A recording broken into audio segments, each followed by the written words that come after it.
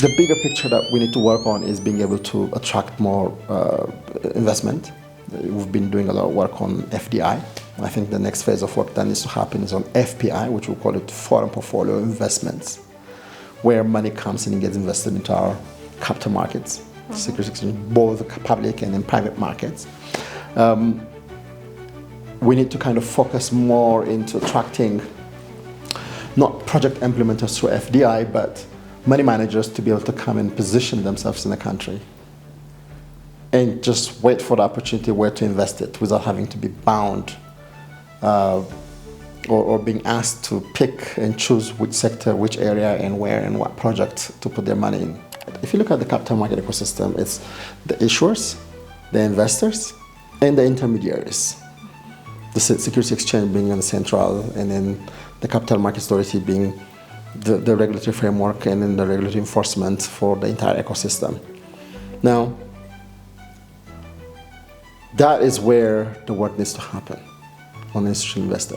The smartest countries that are ahead in capital formation are the ones that are able to use the tax policy and the tax laws and implementations as a tool to attract investment. Because money comes in and they see that, okay, now we know what the rates are, very competitive to elsewhere. We know how the administration of the tax system works. There's certainty in the regulations of which direction it's going to go.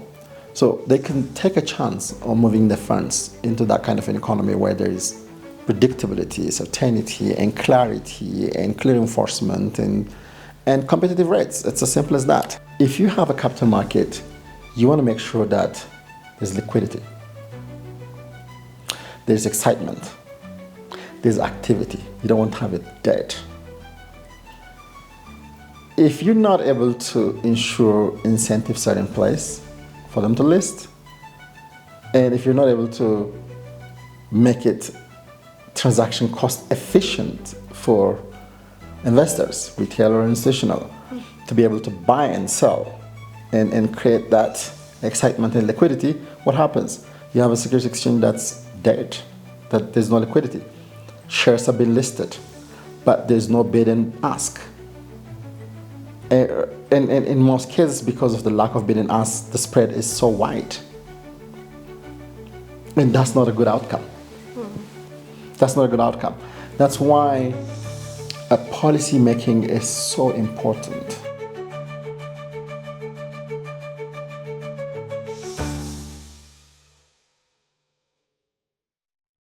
Thank you for joining us today, Fassil. Pleasure. My pleasure, Haymanat. Yeah. Thank you. Could you please start by sharing your professional journey in the financial sector from your early roles to your current position and your visions? Currently, I do consulting work. I moved to Ethiopia in 2014, and I've done a number of work, including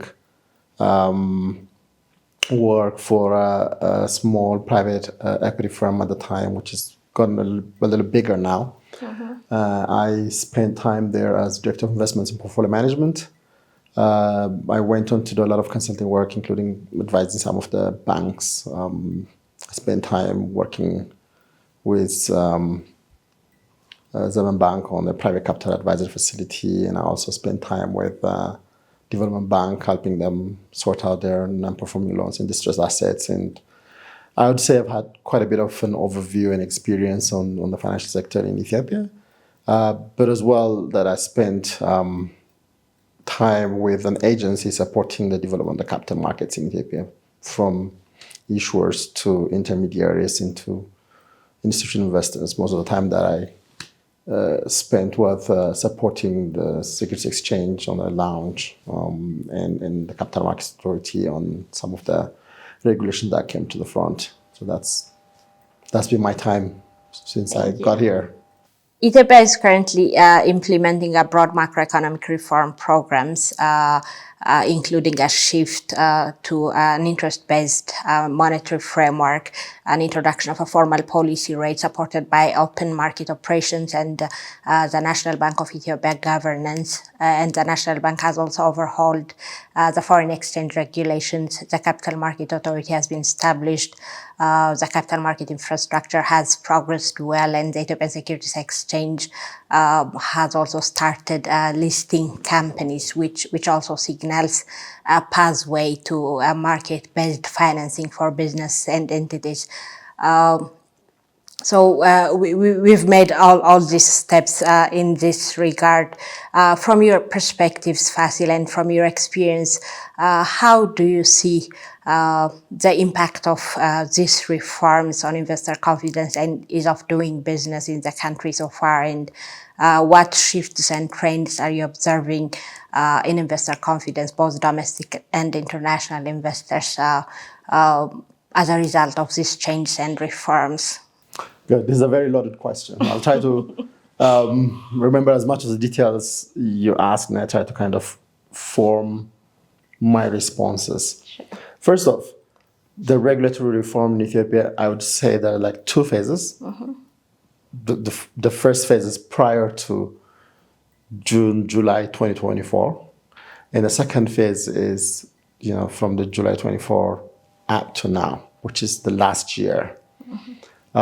The last year of reforms is just a flurry of reforms that has come all at once. I would say it's a very thought out reform plan and reform agenda, albeit it's been sort of became a little late, but it was very important. Uh-uh. The capital markets and security exchange has been in development for more than 2-3 years now. I would say particularly the regulation, the Capital Markets Authority has been there for about close to 3 years, I would say. Most of the work that's been done during those time, anyone would wonder, how is this going to work with the economic environment at the time without having to put through all the reforms that has just passed in the past year. I would say those reforms have been very good. They were not easy, particularly not on ordinary Ethiopians. This has been a bitter pill to swallow that has been there for a very long time, and we had to get to do it. And without doing that, all the work that's been going into the capital market development would not been able to materialize without having the work that's been done in the past year. The response have been positive, albeit challenging, and it's setting the stage for what needs to come. So you would not be able to realize the benefits of this flurry of reforms that has passed in the past year or even the years prior. It's going to take a long time for them to materialize and for the market to function and absorb, to see the results. In regards to the ease of doing business, most of those reforms have been like the obstacles to doing business, particularly on the macroeconomic reforms and particularly on the financial sector reforms and the forex we just mentioned. That has been a challenge. That has been putting headwinds to bring in investment to the country. But the ease of doing business is not just that. It also includes bureaucracy, being able to access land and financing, being able to function in the areas of the country where you need to put your factory or your production facility, or even if it's a farm, being able to access a farm and having the security and peace and stability that you require to function. So that has been quite challenging. Now, the work that's been done is moving us in a direction where this are going to materialize, and the benefits are going to be there. And the opening up of the economy, particularly some of the sectors that have been closed for a very long time for foreign investment, have just been opening up. You were there. I saw you at the Ethiopian Finance Forum. The recognition from even the government officials has been that the challenge is there.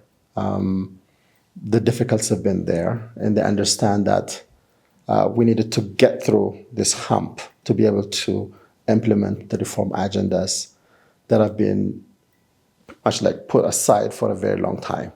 So I would say it's a very encouraging time. I think maybe a couple of more points to add is Ethiopia is not like putting together all these reforms and functioning on its own in silos. We're part of the sub-Saharan Africa. We're part of our closest neighbors, like in East Africa. The work that's been done recently, if you know of, like being able to integrate Ethiopia through to the rest of Africa through the AFTA, which is African Continental Free Trade Agreement, and some of the work that we've been doing in terms of like the regulation to be more consistent with our regional peers so that we'll be able to integrate the markets has been very fruitful. Most of the work is at the early stages, and I would say that that benefit is going to accrue in the years to come.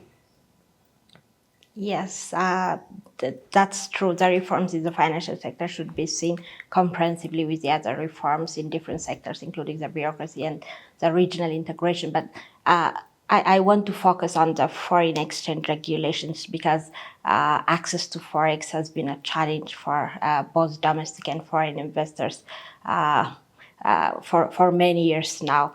After the reform introduced in July 2024, do you think that has progressed well and investors are currently being able to access foreign currency for repatriation of profits or for any of the business activities that they do? It may not still be fully accessible, but do you think there's a practical progress in that regard?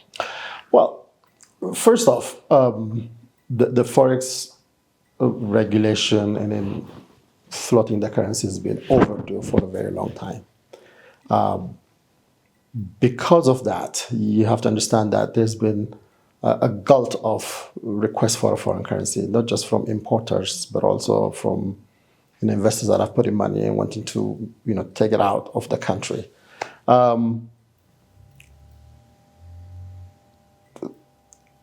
It came again a little too late, but I'm glad that it came at the time it did. It was a seismic shift.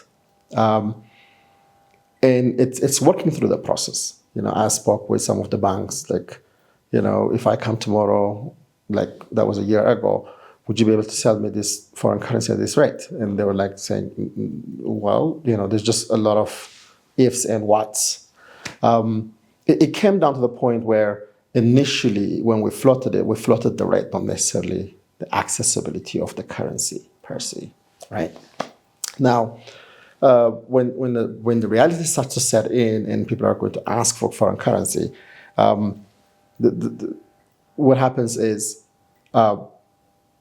like banks needed to make it available, and then the central bank has got sort of reserves that they needed to sell it to the banks on open market, through the bid process.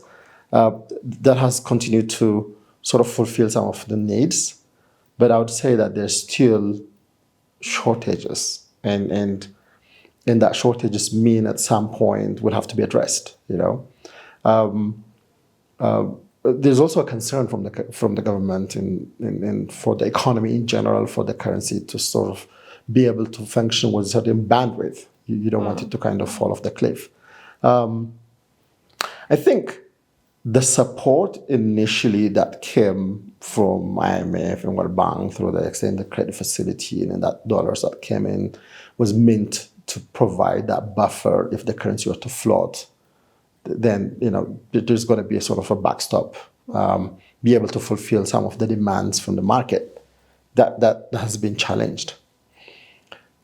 But if you see, the needs of the foreign currency of the country is not just like what it is now. It's been accumulating over a long period of years, particularly SOEs that have been utilizing the foreign currency, not necessarily generating it, has kind of put a little bit of a demand on that. Now, the best way to have done the flooding would be after we've built a war chest of reserves of foreign currency, so you'll be able to kind of maintain and manage with a certain bandwidth. But now, without that, and then also because of the cuts in the foreign aid that we've been getting, and because although our exports have improved dramatically, it hasn't picked up to a level where it needs to sustain. And most of the work that needed to be going into import substitution instead of just only export focused only hasn't been there. We continue to import in the country. The economy continues to churn and function and move. And that's been putting a lot of pressure. Now, I understand the frustrations and the concerns from the government, and particularly from the central bank and the governor, making sure that the foreign currency comes into the country through the legal channels. Eventually, it's a market economy. The problem with getting into a market-led rate determination is you can't backtrack it. It's a demand and supply. We need to continue to fulfill those demands with the supply that whatever we can. If not, then the price continues to adjust, and that's the reality. Is this a best scenario? Maybe not. Could there be a point where the pricing comes into balance the demand and supply at some point in time? I see that's a possibility. I think what pretty much worries the authorities is the journey from where we are now until the market stabilizes. But there's got to be a lot of work that needs to be done for the market to stabilize, where the price is determined based on the demand and supply for the foreign currency. I would say we're still, not out of the woods yet, and there's more work that needs to go in there to get there. Yes, that's true. Do you have any suggestions on the key major practical policy measures that need to be adopted as a country so that we'll be able to get the there's not going to be any easy way of getting it done. Yes. If you need a foreign currency to come to the country, you need to be able to export, right? Yeah. And you need to be able to receive remittances. And for remittances to come in through the former channels, you need to make the rate be attractive. Why would people use informal channels to send money while there is a formal channels? Why is the gap between the official and the power market continue to persist? If you look at it elsewhere in a different world, the way it's been alleged here is these informal channels have been used to launder money, right? In other countries, people that launder money, they take a far less rate than the official rate because the intent is to launder it. But in our case, it doesn't look like the intent is to launder money. It's a way of searching for a better rate. The market is just pushing to find that balance between demand and supply. So remittance needs to really be able to yield the rates that people that are using to send money to the country be able to get the right rate. And that's the reality. And I think the bigger picture that we need to work on is being able to attract more investment. We've been doing a lot of work on FDI. I think the next phase of work that needs to happen is on FPI, which we'll call it foreign portfolio investments, where money comes in and gets invested into our capital markets, securities exchange, both public and in private markets. We need to kind of focus more into attracting not project implementers through FDI, but money managers to be able to come and position themselves in the country and just wait for the opportunity where to invest it without having to be bound or being asked to pick and choose which sector, which area, and where and what project to put their money in. We need to be able to have the right regulations, policy framework, and incentives to ensure that money comes into the country. We need to be aware that money that comes into the country, particularly portfolio flows, and as much as it comes in, is also be able to go out. You need to be able to have the buffer, the war chest, be able to afford for the money that goes out to be able to go out.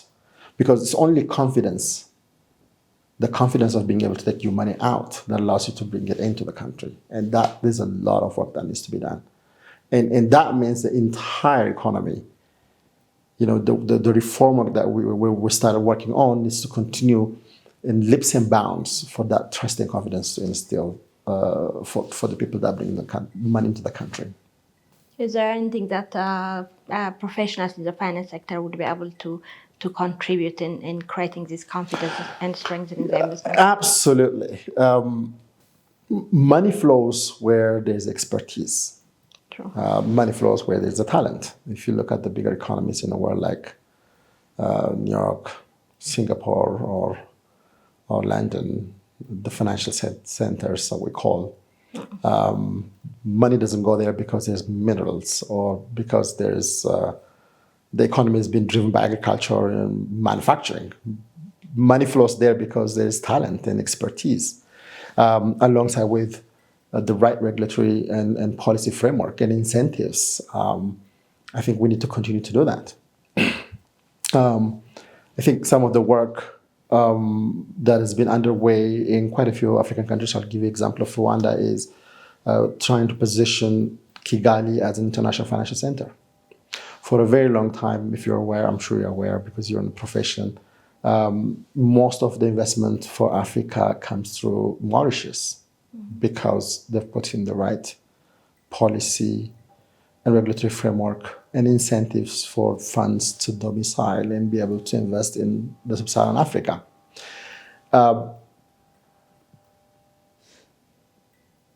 For us to get there, the work that we need to do is developing the human capital in that space. Not just in the capital market, but also as developing the human capital in regulation making, in policy making, in tax administration and enforcement, and all of that needs to sing in a very synchronized way. Needs to work for money to be able to come in. So I think that's the kind of contribution you expect from professionals in the financial sector. Not just that, but from the broader policy makers to be in place to attract money to come into the country. Thank you.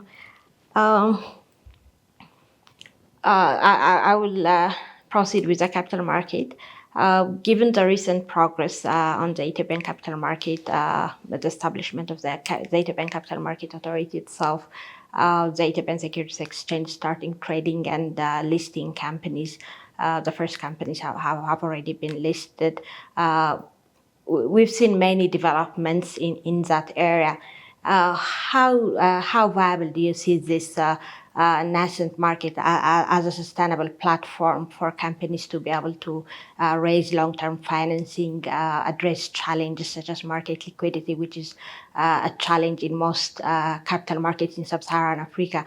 How do you see this market being sustainable and supporting the companies to raise capital as intended? Right. So for a very long time, our economy has been bank-led.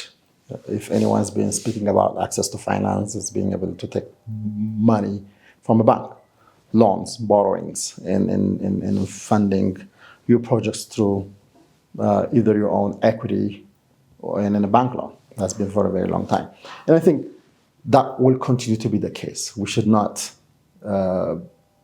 disregard the major contribution of the banks and the financial sector to continue to provide the financing that we needed for the country. Now, the work that has been going into developing the capital markets and securities exchange is what we call the public markets. Right? If you see the public markets in the rest of the world, they're like the tip of the iceberg, which is if you see the iceberg that's floating over the water, you only see the tip. The vast majority of the ice is just hidden in the water, under it. That's where the private markets are. The public markets are very visible because we tend to see them on TVs. We tend to see them on security exchange tick screens, and of course, the most visible aspect of public markets are equities. And there's a lot of buzz about IPOs and capital raise, and if you see the exciting part of any security exchange is listed equities, that prices continues to go up, and in unfortunate times going down. Those are the smallest portions of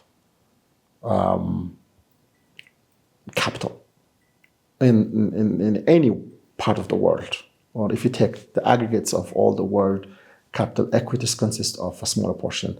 But bonds and debentures and fixed income securities in general are the largest part. And if you put equities and bonds together as public markets, again, you're still on the tip of the iceberg. Under it, on the private markets, which is what we call the venture capital, the private equity, infrastructure, alternate investments, real estate, commodities, and things of that sort are like the vast majority of them that are hidden, not visible to us, but they're like the plumbing and the nuts and bolts of the capital market ecosystem. Now, if you see that the work we've been doing on the public markets is a very public aspect of it, the one that's visible part of the iceberg, but there's still a lot more work that needs to happen on the private markets. So the success of any market, or what we call public market, depends on the private markets, and the success of private markets also depends on the public markets. The success of Ethiopia's capital market also depends on the banks that are already been providing collateralized loans, and now, waking up and wanting to take advantage and jumping into opportunities in the capital market space. In some countries, in the developed markets in Europe, banks continue to be like very dominant force in providing access to finance for projects and for companies, followed by the private markets, and then lastly into public markets. In our case, that will continue to be the case, whether we like it or not. We need to make sure that we allow the multitude aspects of access to finance be able to continue to function, to support the financing needs of micro, small, and medium-sized enterprises, and large enterprises, in infrastructure, and the government financing needs as well. Yes, but access to finance has been a challenge for many investors and traders because of the market liquidity issue, because of the credit limit applicable to banks, and there are no private equity firms or venture capitals which have been engaging in investments in Ethiopia due to many reasons. So we need an alternative access to finance. Even the collateralization issues that you've just mentioned, the banks and all the lenders would require security over immovable properties because of the legal and regulatory frameworks. So it's like a very essential stage where investors and traders would need to have access to alternative capital sources such as the capital market.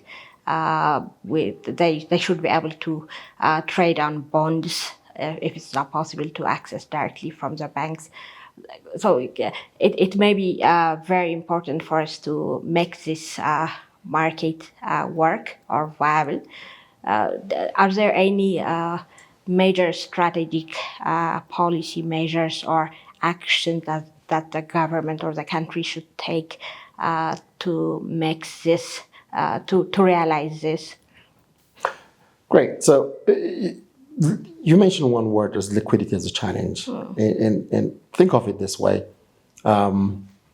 Liquidity is a pot of funds that's available in a country to finance everyone's needs, be it consumption or investment, be it investment in small, in micro and medium-sized enterprises or the government, right? So in our case, why we're not able to provide financing for MSMEs and large enterprises, large enterprises are able to get financing regardless. And why it's been challenging, why access to finance has been challenging is because you also have the government that's borrowing, right? So the government borrowing has a crowding out effect on the private sector from that limited funds that's available in the economy.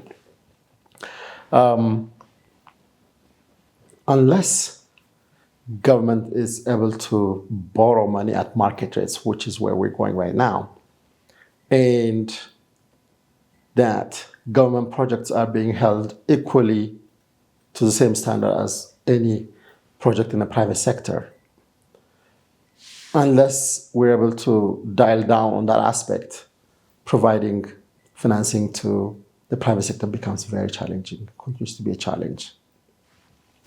There was just one article that I shared yesterday, I think, from Kenya. One of the banks had just taken a bold step of providing financing to the private sector, to MSMEs, at a reasonably interest rate and dislocating their investments from the treasuries and bonds, from the government borrowing. To do that. Without doing that, the alternative source of funding would have been external finance, right? And for a very long time, you wouldn't be able to borrow money from outside unless it's been sanctioned from the central bank. The only way of getting investment from elsewhere, because you need the financing, was through equity that comes to the country, which has been very burdensome and difficult. Again, we should not be counting a lot more from foreign investment or bringing money from foreign sources into the economy before we mobilize our own funds. Domestic capital mobilization is so important before mobilizing foreign investment. It's like, if you're not able to get your house in order, how would you be able to bring someone else into the house? So it's, foreign currency investment into the country is dependent on domestic capital mobilization. And if you look at where we have the domestic capital that's been tied up, the pension funds is a good example, where the government collects on behalf of the future pensioners roughly about 18% of the income, right? 11% from the employer and 7% from the employees. That's been a significant chunk of money. But if you look at it, where it's been invested in treasuries and government bonds, almost entirely. We need to find a way where pension starts to invest in the private sector. That's a way of mobilizing the domestic capital. We need to also find a way where our insurance sector is able to, invest the excess from premiums and after paying losses into the private sector. We need to be able to ensure our system functions to provide that. And I think, again, your question is, how can the private sector be able to finance? It comes down to ensuring that we have the right policies in place and that we're able to take that step like the way Kenyans are done, that bank in Kenya is doing, and then making it a mandated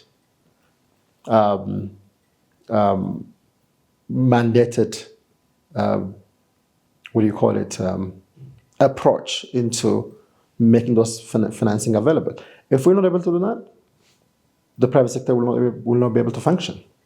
If borrowing from the government is crowding out the private sector, you cannot be expecting the private sector to contribute to the economic development of the country. So that continues to be a challenge. Yes, we've also seen the recent measures by the commercial bank where most of the loans were provided to state-owned enterprises. This could be one example, and through institutional investors such as the pension funds and insurance have been playing a very important role globally in the capital market and creating access to finance.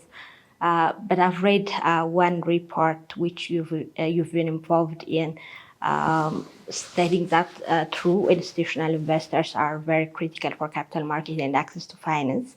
But in Ethiopia, retail investment remains underdeveloped. So the country is taking steps in building capital markets. In your opinion, which position should the country take strengthening the institutional investors, because we have now the sovereign wealth fund, the Ethiopian Investment Holdings, which can inject or which can contribute in different financing arrangements. We are having the pension fund and the insurance companies, even the commercial banks. So should we focus initially, at least prioritize on strengthening these institutional investors, or should we focus on expanding retail investment participation in capital markets and access to finance? Yeah, I think you would notice the recent IPO of the Telecom. Yes. Was entirely, at least for the 10% that was floating, was entirely on the shoulders of the retail investors, right? Now, we all know what the result is. There seems to be a little bit of a lack of understanding of liquidity in the market. If you've seen how we mobilize funding for GERD, that's close to about like 20 billion birr. It took a very long time, and that's been mandated. And there's also a degree of patriotism from Ethiopians to come out and buy those. The recent Telecom IPO float was roughly about 33 billion Ethiopian birr, right? Yeah. Aside from pricing and the long-term prospect of the shares, I would say there was enough appetite, there was enough interest. Even then, we had fallen short, spectacularly short on counting on retail investors. No credible capital market has ever developed without bringing institutional investors into the country, into the play. And of course, that's where the work needs to happen. Again, when we launched Securities Exchange, when we put together a regulatory framework, and then now, recently, all the work that we're doing to bring in issuers to list on the market, there's still one chunk of work that's not been done, which is the institutional investors, the investor side. If you look at the capital market ecosystem, it's the issuers, the investors, and the intermediaries. The Securities Exchange being in the central, and then the Capital Markets Authority being the regulatory framework, and then the regulatory enforcement for the entire ecosystem. Now, that is where the work needs to happen on the institutional investor. I've been advocating for a very long time for the central bank, which is now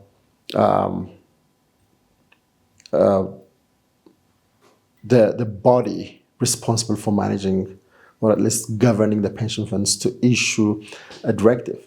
About a year ago, I think, the central bank issued a directive for the banks on how governance should happen.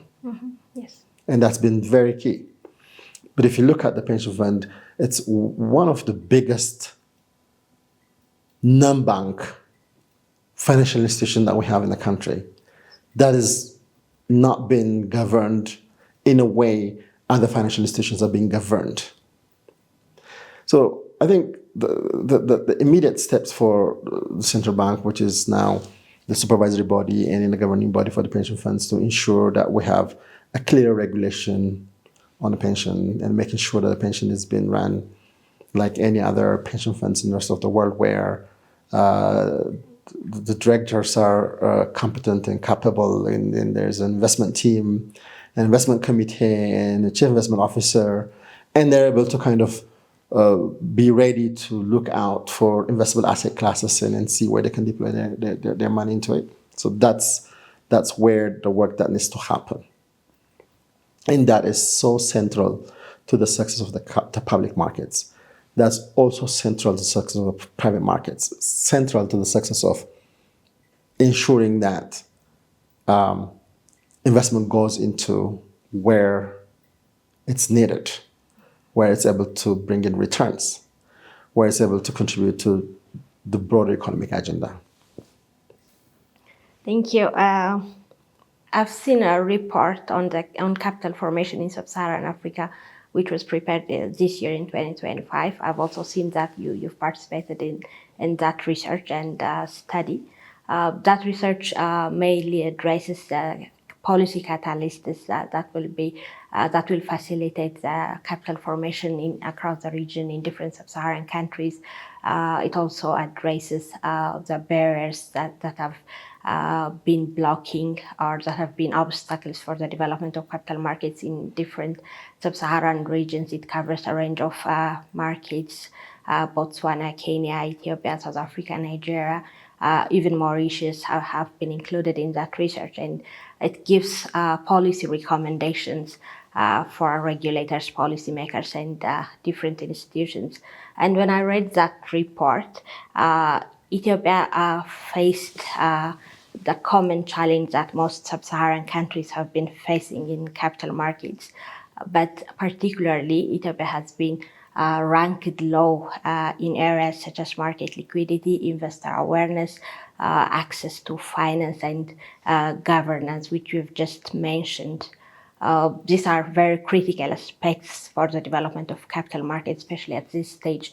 What are the key lessons that the country could take from the experience of these countries to overcome these barriers and also accelerate the development of its capital market? That's a good one. So when we did that research, what we realized is the challenges that we're facing in Ethiopia are not unique. It's been faced by every other country, sub-Saharan African countries in the continent. Some of the countries are ahead of us in terms of understanding what challenges are there and in articulating what needs to happen. And they've also done some of the, if you look at Kenya and Uganda and even Tanzania, I'm not sure if Tanzania is included, they've had capital markets for a while. And they've had,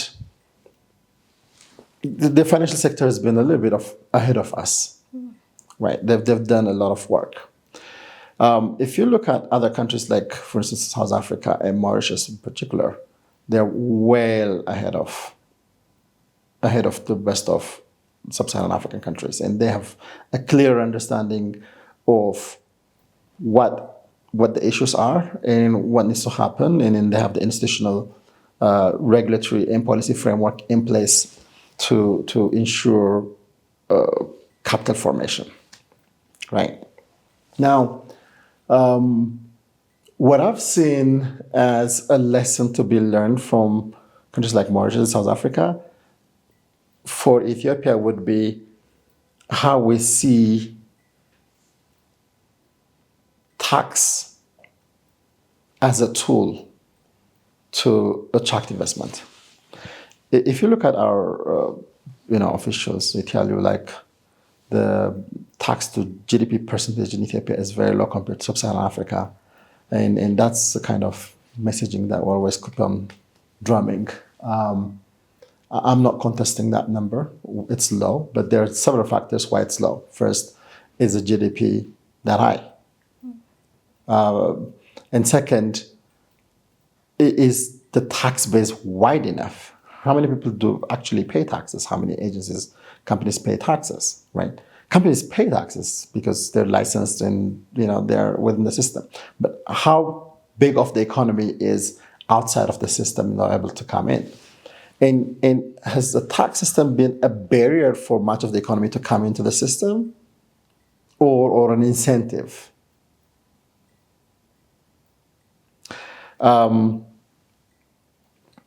The smartest countries that are ahead in capital formation are the ones that are able to use the tax policy and the tax laws and implementations as a tool to attract investment. Because money comes in and they see that, okay, now we know what the rates are, very competitive to elsewhere. We know how the administration of the tax system works. There's certainty in the regulations of which direction is going to go.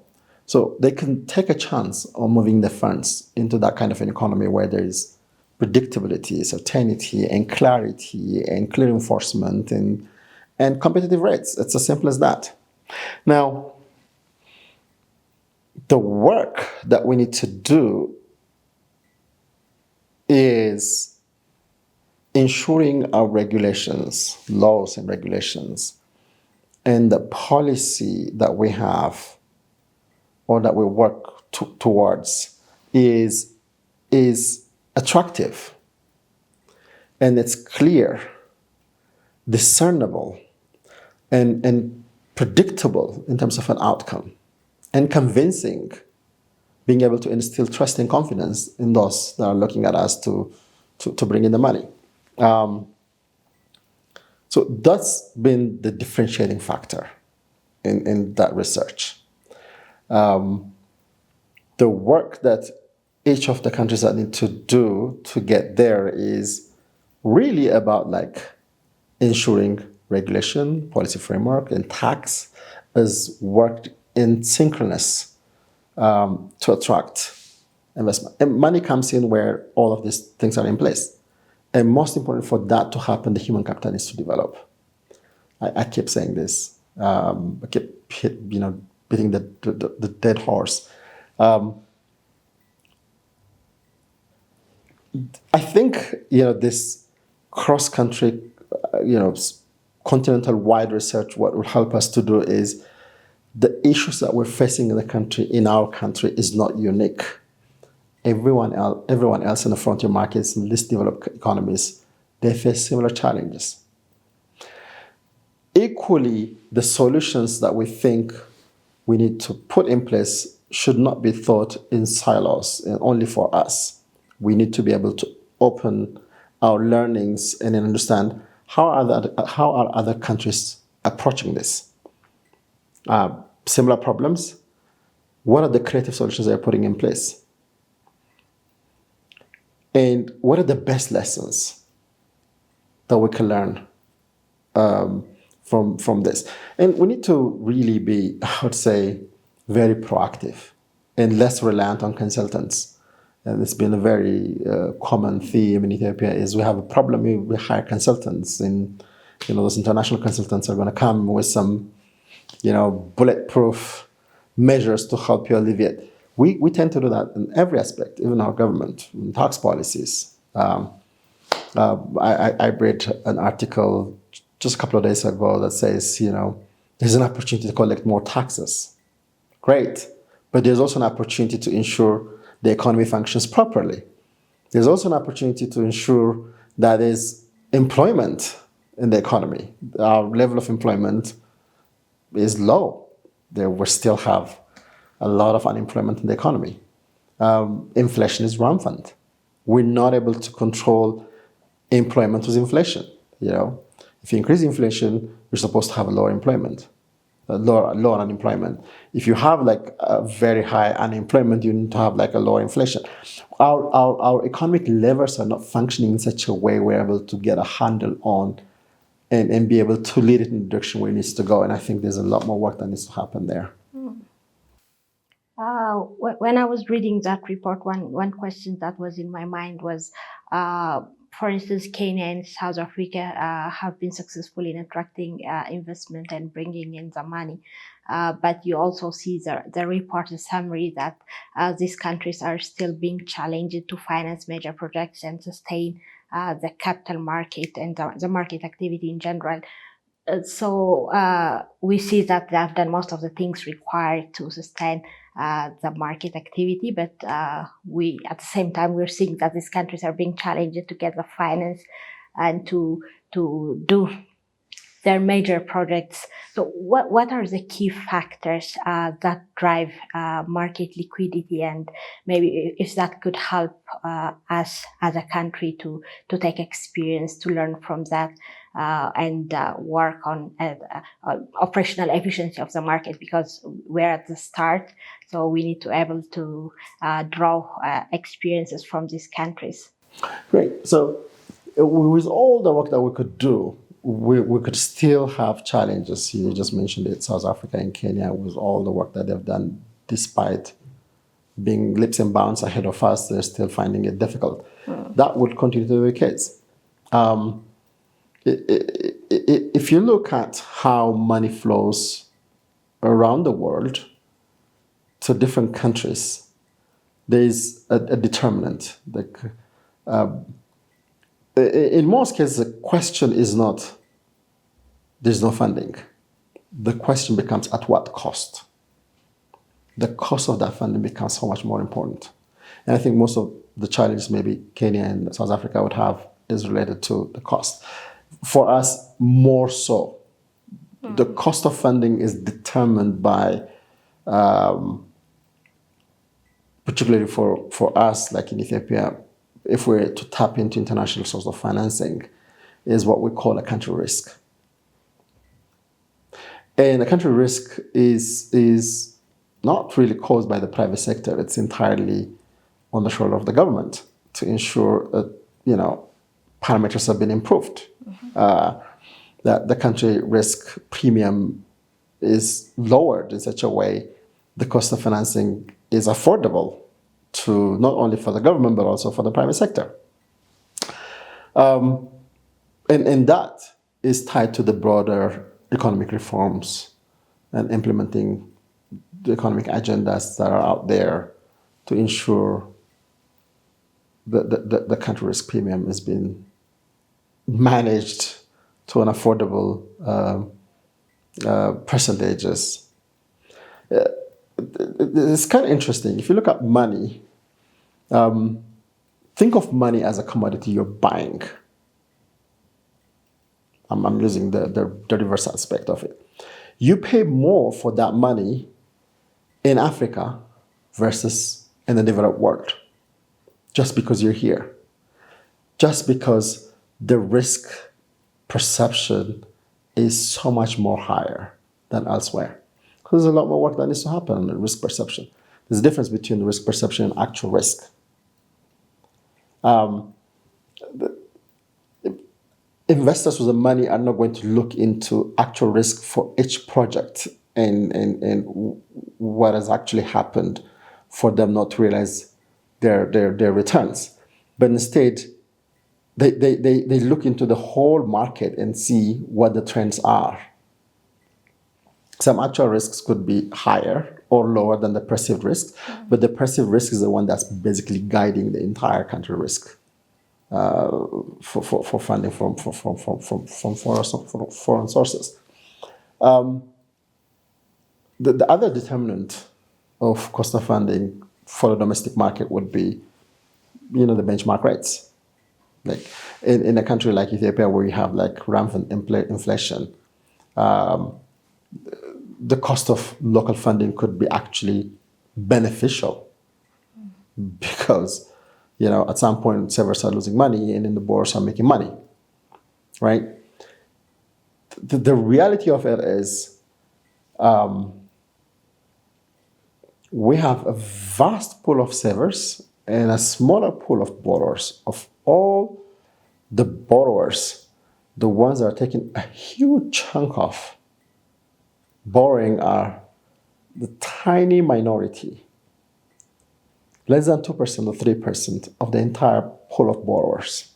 The rest of them are taking a small amount of money to finance their own investment, which means inflation is acting more like transferring wealth from the savers to borrowers. Inflation is also acting as additional tax on businesses and consumers and individuals and households. So there's a lot more work that needs to happen to ensure inflation has been reduced. You've been there at the Ethiopian Finance Forum, that there's a clear recognition of controlling inflation and bringing it down to single digits. It's right now close to about like 14, 15% from what we hear of.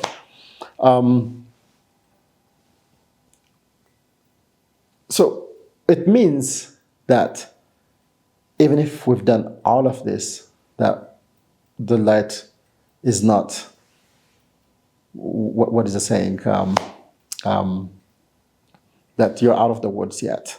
The challenge persists because, again, the international economy, the global economy is in state of flux right now.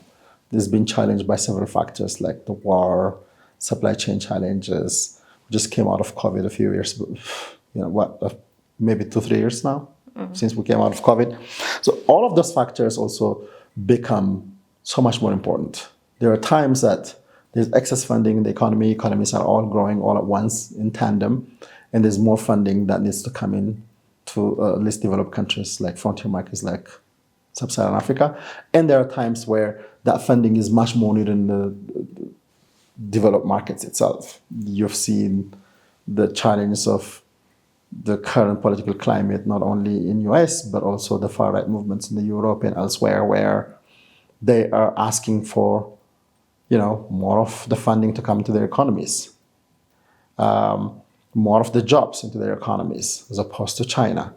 So that would mean less of money coming to sub-Saharan countries like Ethiopia and Kenya and South Africa. So we need to be aware that our challenges are also being driven by the global political and societal sentiments that are shifting from time to time.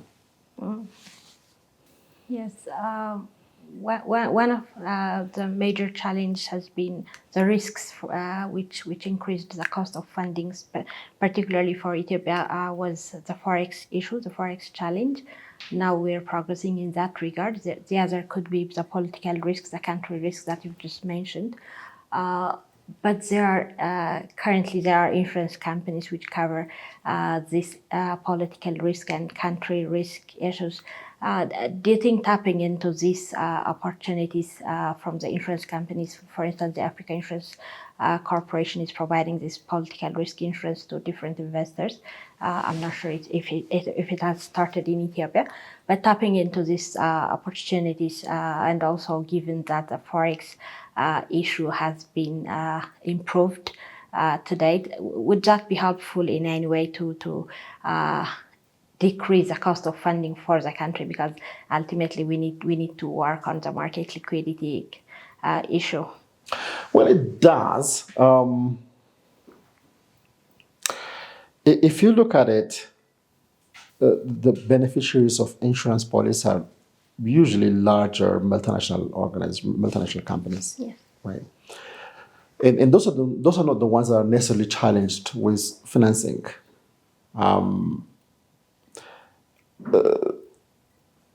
The ones that are usually challenged for financing are like micro, small, and medium-sized enterprises, right? And then those are not aware of insurance policies that are existing, let alone political risk, the one that's covering political risk and providing, investment guarantees. Forget about all of that. The awareness of insurance in Ethiopia is very low. the penetration of insurance is less than 1%, compared to GDP. I think it stands about like 0.03 or 0.04% of GDP. That tells you that we don't use insurance as a risk management tool in the economy at all. And for the opportunity, let alone that, but like the basic general insurance, like covering from, loss or fire or flood or even political unrest in parts of the country. Our insurance functions with mandated coverages like auto, right? How many of us have insurance for our own homes? So that tells you the utilization of insurance products to manage our risks in the economy is still very low, and we have a long way to go there. And I think that the economy, the insurance sector needs to also, grow in leaps and bounds to be able to provide that risk management solutions for the entirety of MSMEs and large companies as well.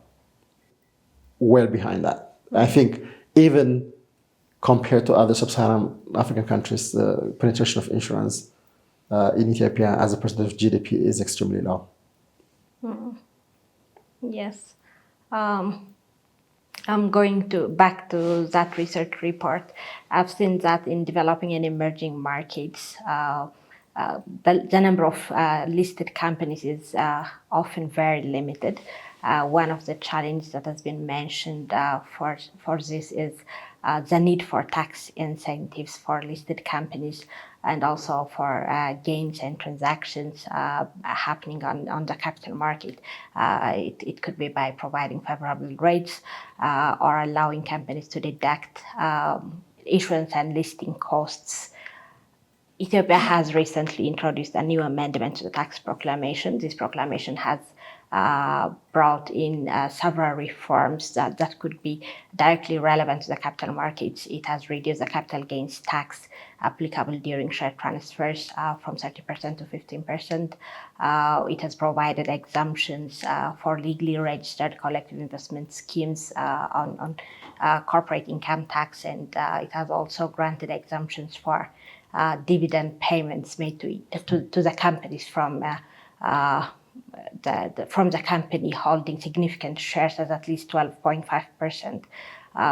This would help, of course, to promote investment and enhance market participation by the investors. But there are additional recommendations provided during that research and study from the experience of different countries, which includes avoiding stamp duty during bond issuance and transfer, allowing companies to deduct these costs related to transactions, providing VAT exemptions for capital market service providers, and also providing full or partial tax exemptions for listed companies.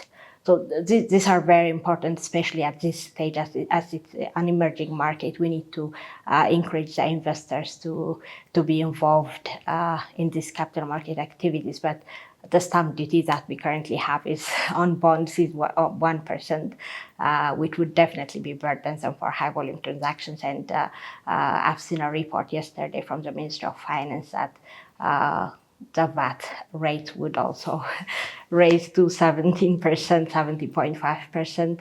How do you see these reforms would affect the capital markets growth, and what additional measures or what additional reforms should the government introduce in terms of creating a supportive, collaborative market ecosystem through these tax incentives?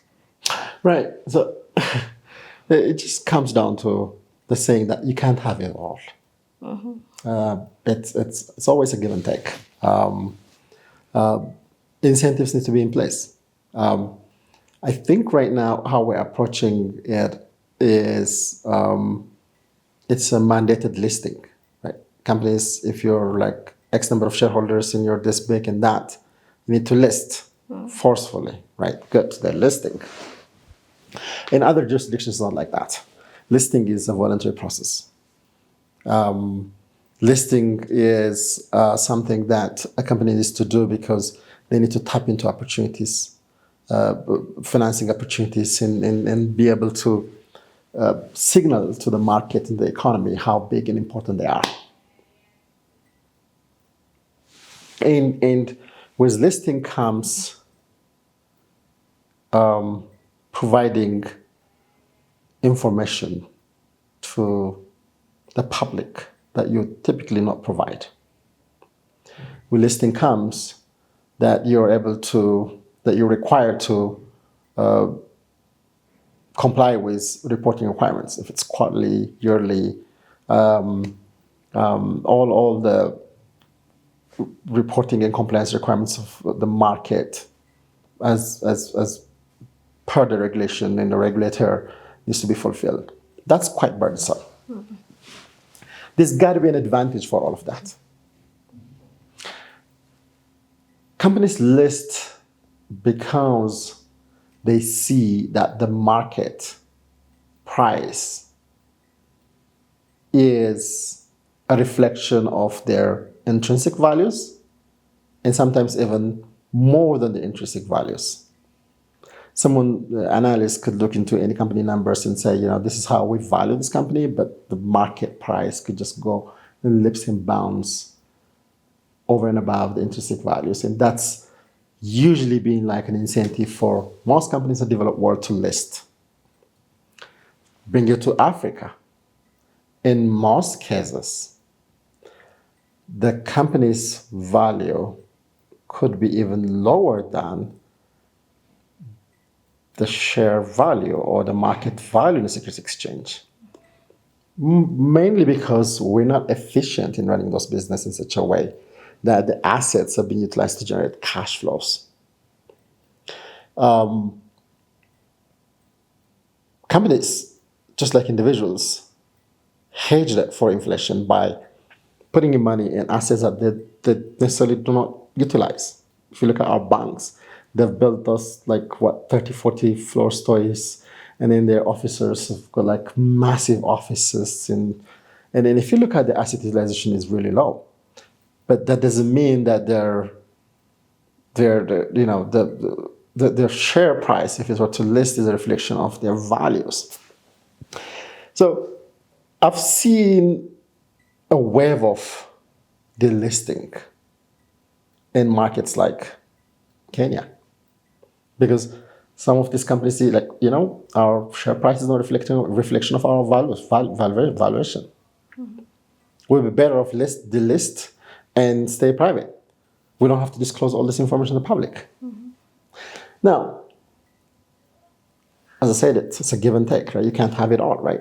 If you ask a company to come to the public market and disclose all this information, and even at risk of their share price not being a reflection of the true values, what they believe in to be the case, there's got to be a way to ensure that there's got to be some incentives, right? Like you said, for instance, the deductibility of issuing costs and tax incentives and things of the sort. And for the investors that are buying the shares, if you're hitting them with fees like 1% on bond issuances, or VAT on in transaction, capital gains tax, and capital gains tax is important. I don't anywhere else. If you hold a share for less than a year, it's an ordinary income. If it's held for more than a year, it's a capital gains tax, and then that allows a buy and hold strategy. I'm coming back to, if you have a capital market, you want to make sure that there's liquidity, there's excitement, there's activity. You don't want to have it dead. If you're not able to ensure incentives are in place for them to list, and if you're not able to make it transaction cost efficient for investors, retail or institutional, to be able to buy and sell and create that excitement and liquidity, what happens? You have a securities exchange that's dead, that there's no liquidity. Shares have been listed, but there's no bid and ask. And in most cases, because of the lack of bid and ask, the spread is so wide. And that's not a good outcome. That's not a good outcome. That's why policy making is so important, that if we need to have liquidity and excitement, and if we want to make sure that at some point in time that we season and deepen the market in such a way, we'll be able to attract foreign portfolio flows, because those ones are not going to come sit in here and then wait for a year or so. They may be able to come in and leave, and then come back again and leave. That's how it works elsewhere. You need to have the right policies. The right policy means like your fees structure and all this, jingles and bells need to be worked out in such a way it allows for the market to function. You can't, the worst thing you could do is create a market and then bring a chain and then tie it, so it doesn't move anywhere. And I think that's where a lot more thought and then thinking and then, expert looking and feedback needs to go in. And I think the challenge for us has been like, we have leaders that have just been leading, but not necessarily technical experts. I think we need to have more people with technical expertise to be leaders, to be able to see the big picture and then see the problems before it comes and hit us on the face. We should be able to see these problems from a distance. I think that's where a lot more growth needs to happen for an economy like Ethiopia. So, based on your experience so far, are there any specific strategic initiatives that the country should prioritize, at least over the next 3 to 5 years, for operational efficiency and to establish a capital market that's reliable and that can create long-term finance for local companies and for businesses in Ethiopia? I think it comes down to developing the human capital. Okay. When we started off the capital market development in Ethiopia, you hire consultants to draft regulations, you hire consultants to draft policies for you. You bring in the technology providers to provide you the software for trading, securities, CSDs, like settlement and clearing systems, and market monitoring, surveillance, and compliance. All of this can be acquired, right? Now, we have issuers that we need to come and list. We're mandating that they need to come and list because you're above this threshold, and then your shares need to be dematerialized and needs to be, list. Even if you don't go on IPO, you can also do listing by introduction in such a way your shares are be able to be traded amongst people. Need to be able to keep track of that. That's great. You can mandate, you can hire consultants, you can hire technology, unless you work on the human capital, the expertise. It's difficult to go where we need to go from here, where we need to be from here to 5 years and 7 years down the line. The only seasoning and deepening of a market works by developing the human capital. If I were to say just one single thing that we need to do, hands on the deck, is making sure that there's a lot more expertise in the entire ecosystem, from analysts to researchers to asset managers to brokers and dealers and market makers, from issuers with a strong financial department, CFOs, institutional investors like the pension fund that has got investment teams and goes into policy making that understand what a capital market is, what the challenges are elsewhere, and making sure that the right policies and regulations and most importantly, tax is being used as an incentive, as a tool to promote investment instead of to just collect more money into the government coffers. We need to have a system where we strike those balances, and the only way you could do that is by developing human capital. Thank you, Fassil. As we conclude, could you please share some insights and strategic outlook on the key insights that we've discussed and paths forward for Ethiopia's financial and capital markets? That's a good one. We've worked on the public markets.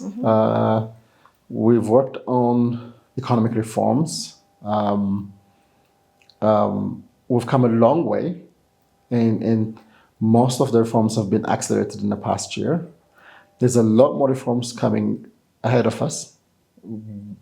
I'm not sure if the full extent of the Africa Continental Free Trade Agreement is sunk in. There's going to be a lot of learning to come in. When we work on policies and regulation and incentives, we shouldn't just be looking at our own country as unique, that we're just like different from anyone else, that coming to Ethiopia is like a